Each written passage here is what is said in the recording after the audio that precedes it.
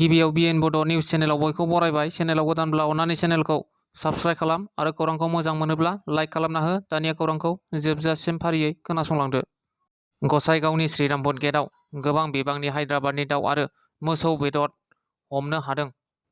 क'क्राझार जिल्लानि सिङाव थानाय गसाइगाव महकुमानि बेन्दोङाव गोग्लैनाय सिमलताबु पुलिसआ थांनाय मैयानि मोनायाव फुंनि 1 रिंगासो समाव पेट्रलिं खालामनाय समाव गोबां बिबांनि पेकिं खालामनाय बेदर हमनो मोननाय जादों।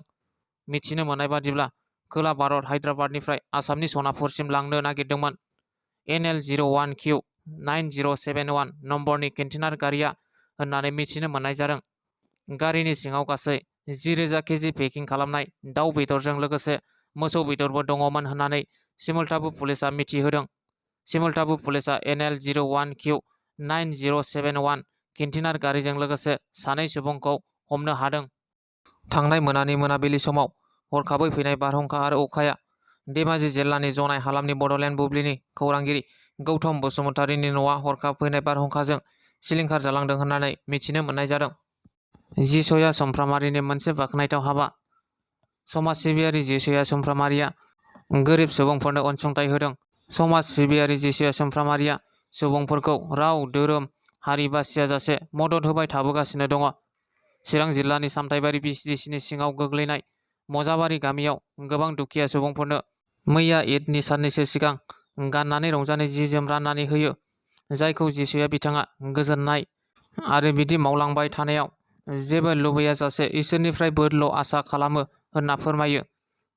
बे हाबाफारियाव नुजाफैनाय क'क्राझार सोलोंथाइ बिफाननि मावख'गिरि जाहांगीर हुसेनाबो जिसुआ बिथांनिसिम जिउआव खस्थ' खालामना बे थाखोसिम सौफैनायखौ गोग्गानाय फोरमायदों। लोगोसे गामिनि सासे गागि सुबुं आरो जि मोनगिरिफोराबो गोसो गोरबोजों गोजोननाय फोरमायदों बिथांखौ।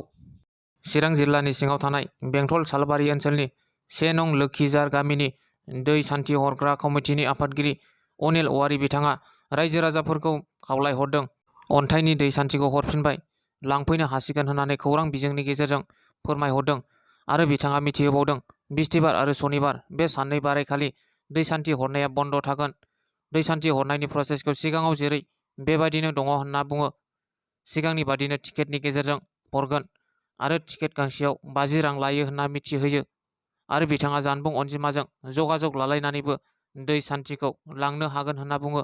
जानबुं अनजिमा 9101386707। बर'फोरनि संग्राम एबा थांखिया बिएसि, बिटिसि आरो बिटिआर नङा। बर'फोरनि गाहाय थांखिया आलादा न'खर दानायसोमोन। नाथाय आलादा बड'लेण्डखौ जोङो मोनफुंनो हायाखै। नाथाय बेखौ लानानै बर'नि दैदेनगिरिफोरा गावजों गाव दान्थे बिदान्थे जालायनाया मोजां लक्षण नङा।